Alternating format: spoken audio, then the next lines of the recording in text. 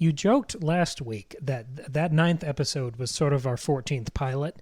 And I thought that trend continued here. I know we haven't jumped to any of the big ideas yet, but I wanted to start with this.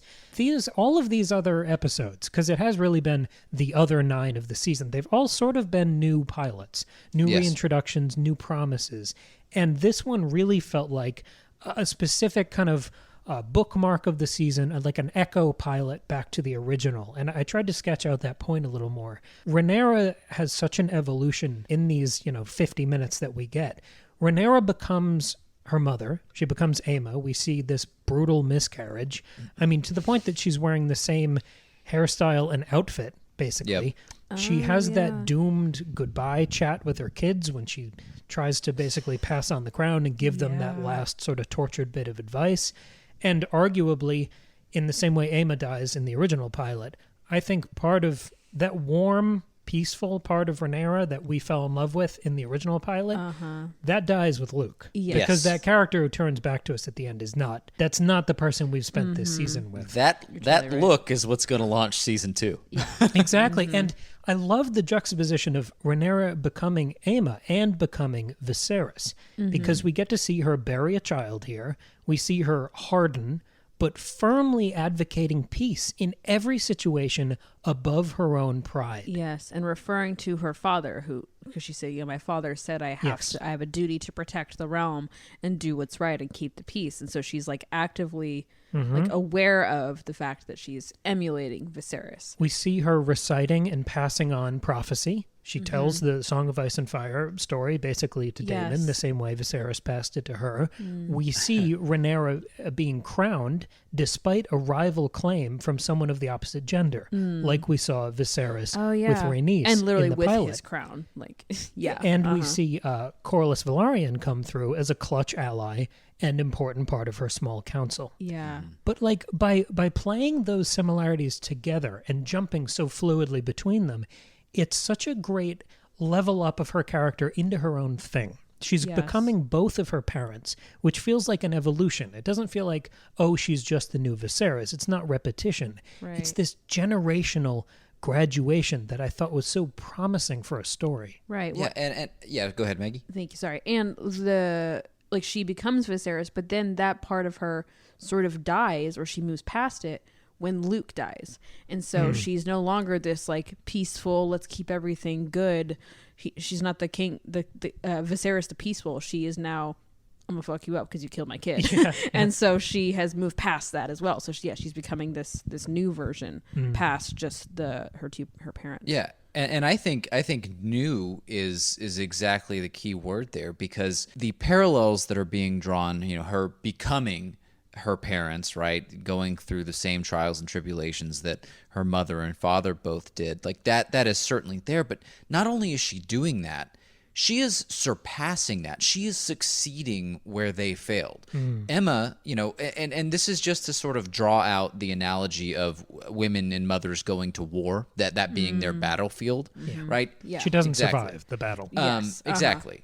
We see Rhaenyra shouldering the burden all by herself, refusing help from her handmaidens, and ultimately succeeding where her mother could not, because she's able to, with the help of literally no one, including the baby who is stillborn, she shoves it out. Literally, yeah. Yeah, and that display of strength, of overcoming, at this point in time, she gets to cast off the burden of being sort of the air machine.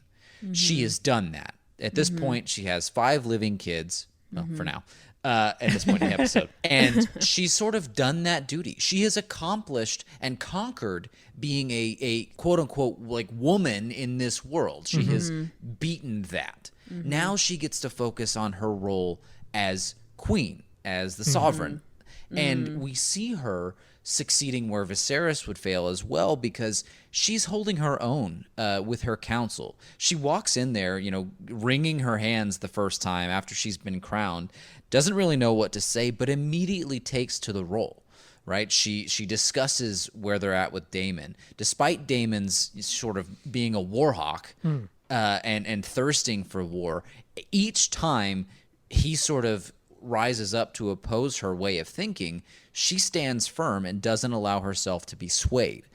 At every point in time, she takes that out of Viserys's book, but she doesn't show Viserys's weakness where Daemon is involved, right? Right. So we get all of these parallels to her parents, but they're also upgraded. And that look at the end of the episode, to say that she's cast off, Viserys's general good-natured, ability to work through those kinds of problems. We don't know how she's going to react yet. It looks like she's angry. It looks like she's ready for all hell to break loose. But as Rhaenys has been saying for the entire episode, despite all of the cries to run to war, she wants to have an even hand in all of this. So, she's displayed that worthiness of leadership.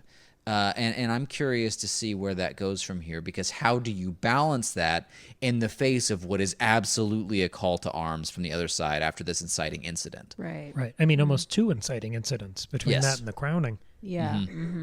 And I like that you mentioned Daemon, because he's the other main echo back to that original pilot. In that first episode and here, Daemon goes rogue and militant. In the first episode, it's him launching his gold cloaks all through King's Landing and just fucking up anyone who's there.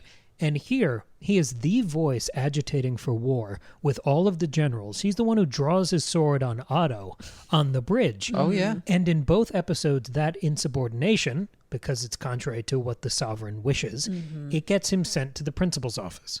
We see him dragged before Viserys in the pilot, and Rhaenyra has to clear the room to deal with him here. Yep. What do you think that... Well, hold on. And there's even more of a parallel there, because that bridge scene is staged exactly the same way as it was in, I think, episode 2 or 3, when Rhaenyra goes to claim the dragon egg that Daemon stole. Both parties are literally in the exact same spot that they were in that episode. The only piece missing is Caraxes. And, symbolically, I don't really know what that means, but here you go with Rhaenyra just on the opposite side of the bridge this time. Right. And again, she's taking charge, and you see that whichever side she is on, either time is the one that emerges victorious. And both times she approaches the opposition leader without any regard for her own safety to sort of impose her will and gets it done. She continues to be the character that we were promised in those early episodes.